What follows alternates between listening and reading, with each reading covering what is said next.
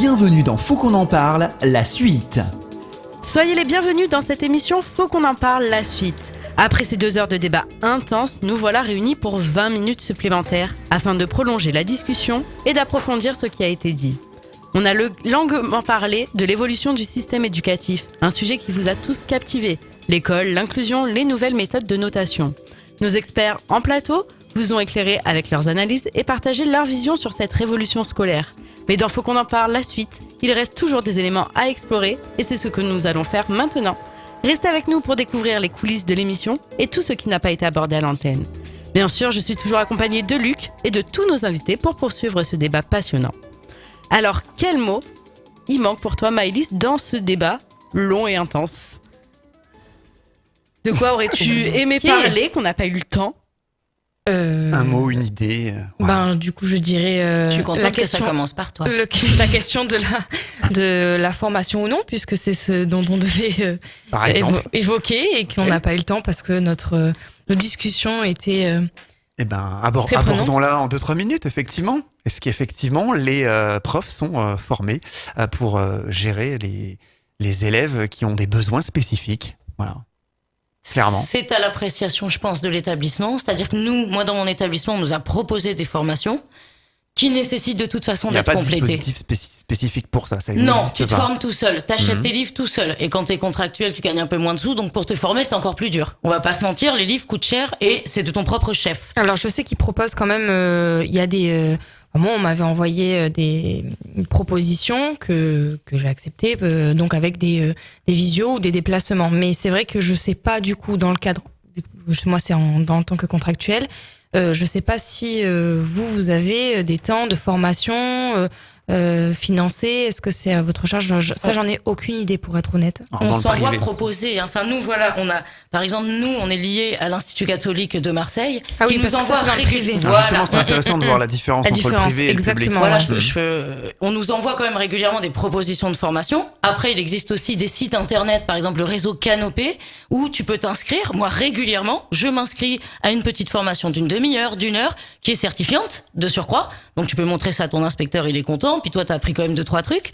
Il y a cette possibilité de faire. Bon, après, je trouve que j'aurais besoin d'un approfondissement, peut-être par rapport à ma matière, l'inclusion par rapport à ma matière. Mais cette année, on me l'a proposé. Donc ça, c'est plutôt positif. Mais c'est quand même plutôt pas sur quoi, suffisant. Sur des méthodes qu'on pourrait t'apprendre, oui, des parce tuyaux que qu'on pourrait te donner. c'est bien de m'expliquer le trouble de la dyslexie. Maintenant, quelle préconisation j'ai ? Qu'est-ce qu'il faut que je fasse ? Donc ça, les bases, on les a. Les bases, grosso modo, enfin nous on les a, mais parfois je trouve que on est beaucoup dans les formations, on est beaucoup dans la description et pas suffisant. Pas assez dans la. Voilà, dans la les théorie, outils, on a besoin d'outils. Et quand c'est pas spécifique à ta matière, les outils, soit on nous en donne pas, c'est très général, on fait que de décrire, et ça manque un peu. Soit on peut pas trop utiliser tout ce qu'on nous donne, quoi. Je pense qu'il faut vraiment que ça soit spécifique à une matière. Est-ce que des associations comme Cap École peut aider à former les enseignants ? Non, mais c'est intéressant. Alors, on n'est pas aujourd'hui, on n'est pas organisme de formation, on n'est pas reconnu comme tel, mais bien sûr Alors, tout à l'heure, tu demandais quel est le mot clé. Oui. Le mien, ce serait coopération. Okay. Je pense que aujourd'hui, on a aussi des parents qui sont, nous, on les appelle des parents experts. En tout cas, et souvent, le parent, c'est le premier expert du handicap de son enfant. Et de ce fait-là, à ce titre-là, il y a plein de parents qui peuvent proposer de partager leur savoir-faire. Il y en a qui le font, oui, c'est vrai. Bien sûr. Et nous, on essaye on n'essaye pas, on propose des sessions où tout le monde peut venir. Alors, bien sûr, d'abord les familles, mais on organise par exemple des ateliers spécifiques sur les cartes mentales, sur comment appréhender les mathématiques quand on a un trouble 10. C'est proposé par un neuropsy qui est spécialisé dans comment j'amène ça aux familles, comment j'amène ça. Et du coup, on a des AESH, par exemple, qui viennent aussi à ce type de... ce ne sont pas des formations, mais on peut dire que ça y ressemble quand même bien. Et puis, on va accompagner si besoin, on va réfléchir ensemble. La notion de coopération... dans les adaptations, il y a vraiment des possibilités de partage de pratiques entre enseignants, entre AESH.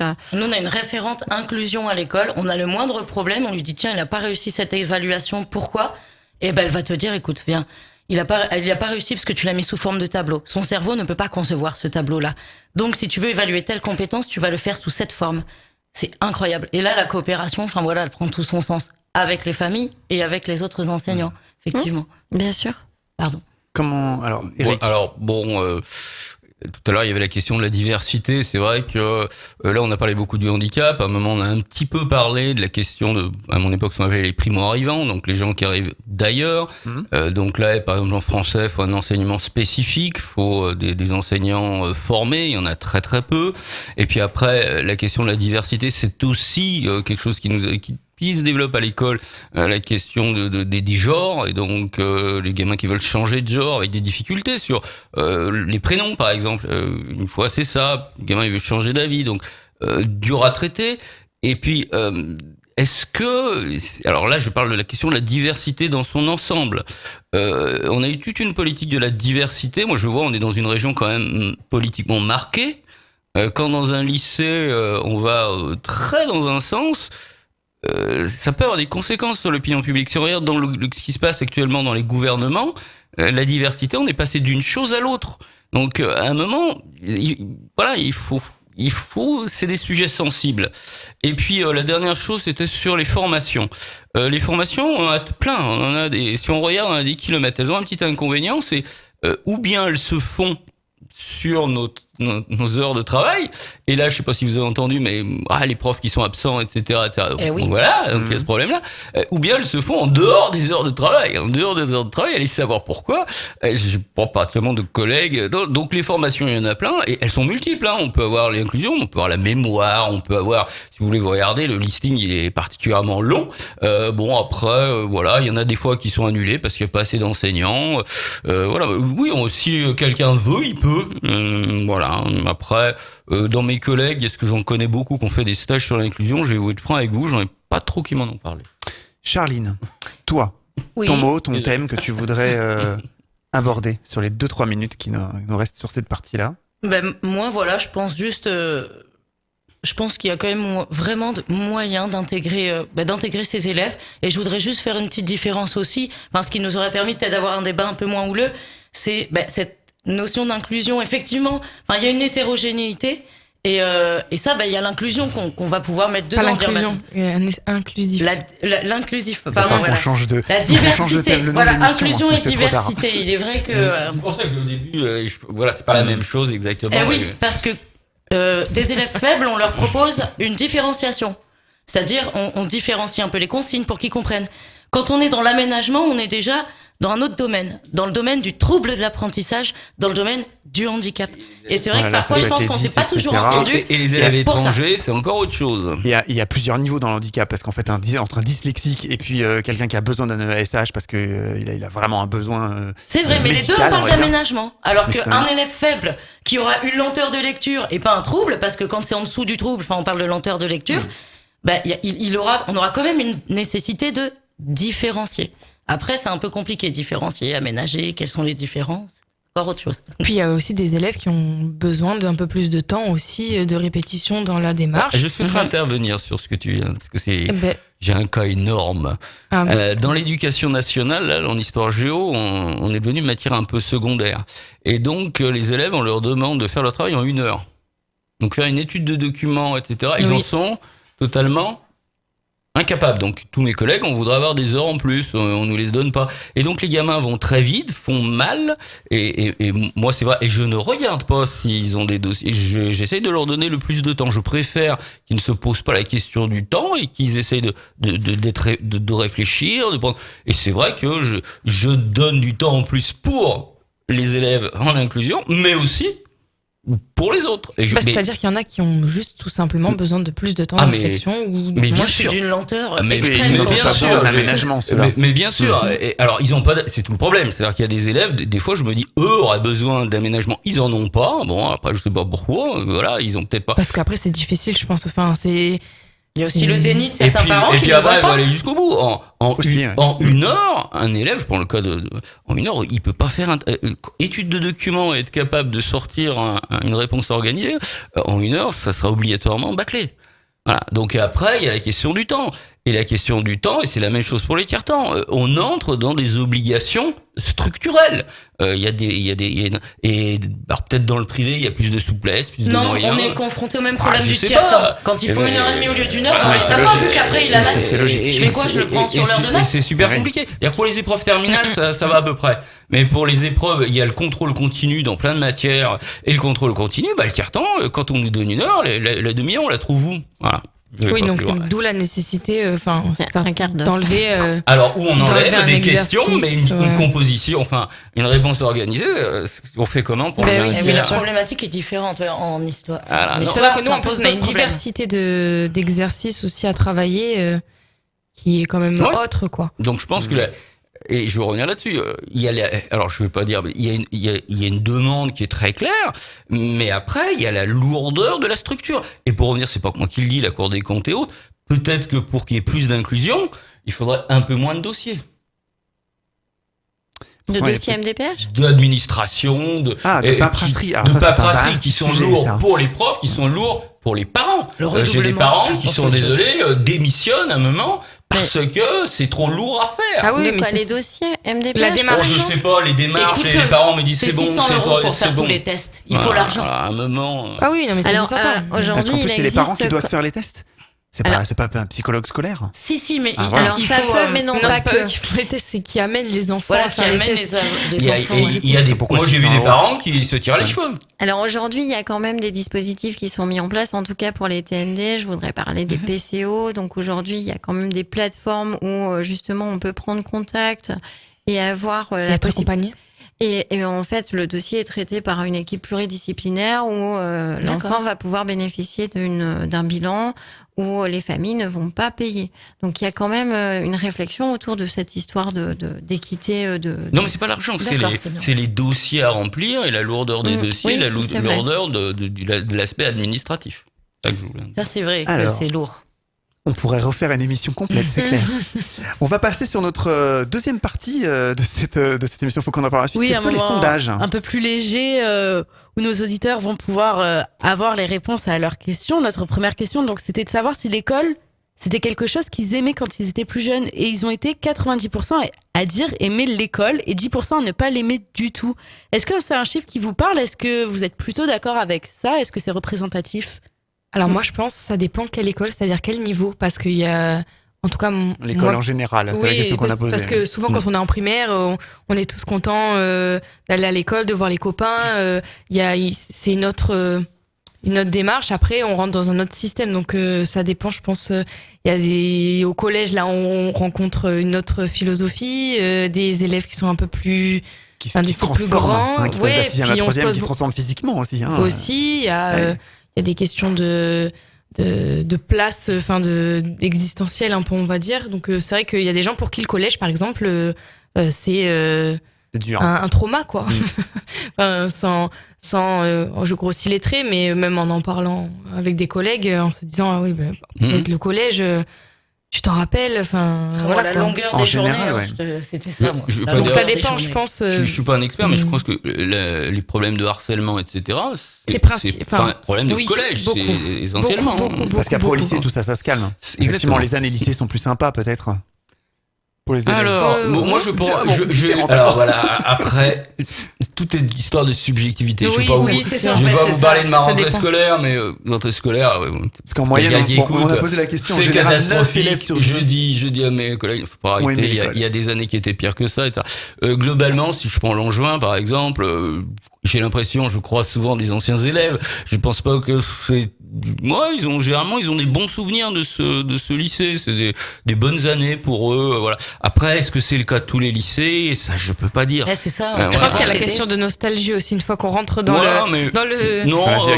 la vie Ouais. active, on se dit Mais- ah l'école c'était. Mais bien c'était sûr, et donc parti. pour revenir à ce que je vous disais tout à C'est l'heure. là aussi, les vacances. Mais tout ça. c'était ce que j'ai dit tout à l'heure. C'est qu'après, quand on rentre dans la vie active, eh bien, il y avait une espèce d'écoute et d'encadrement et de Eh oui, mais c'est bienveillance. après coup. Alors Quand qu'après, les- je suis désolé, mais le patron, je vais être un peu Alors, dur. ouais, mais du coup, vous êtes depuis- boulanger. Mais alors, du coup, À non, mais du partir coup, ça- de quand on les cintre? Parce que les gens disent souvent ça, même ils reprochent les vagues. Enfin, cintre, c'est au terme, c'est ironique. Le boulanger de Sanary qui veut pas prendre quelqu'un de couleur, le gars il dit mais parce que ça me fait baisser mais voilà, donc à un moment dans la vie économique, eh bien Et du coup, tout ça, ça change. ça se traduit comment au collège? Qu'est-ce qu'il faudrait faire pour ne. Enfin, tu vois, voilà.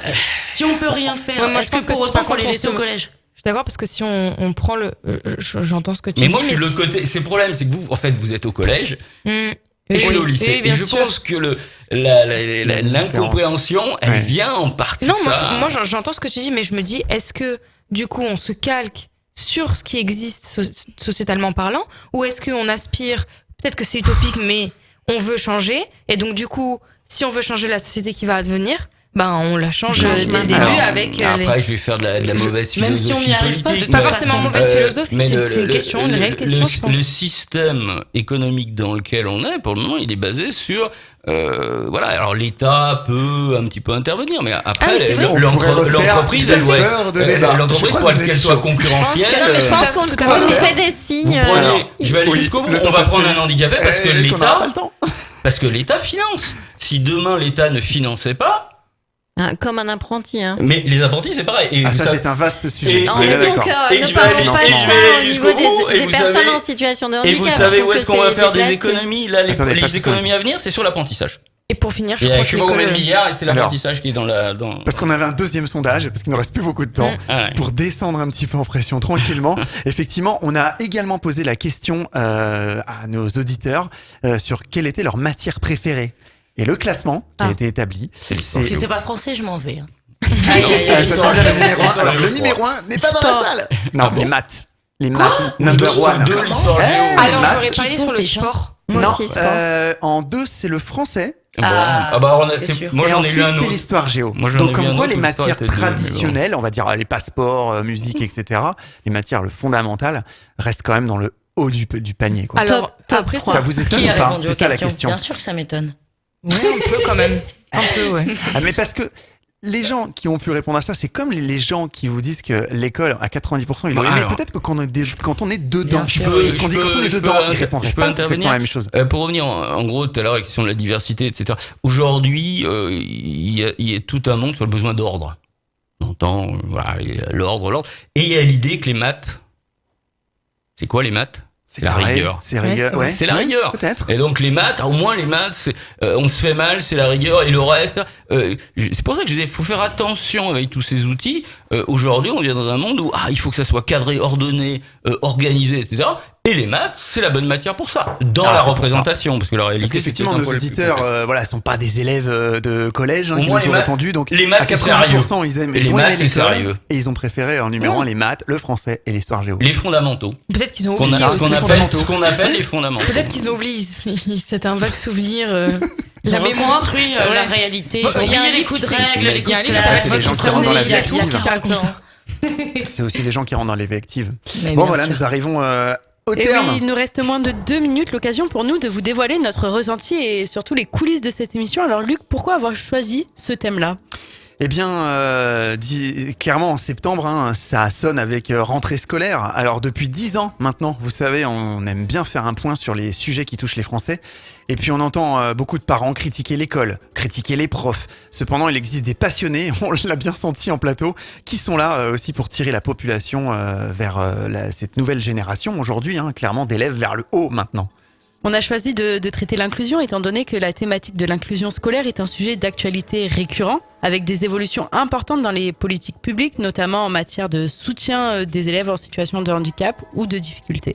Oui, et comme d'habitude, il était important pour nous de vous expliquer aussi les changements que peu de médias apportent. Ce fameux système de notation scolaire, on en a parlé tout à l'heure, le débat a été très très chaud.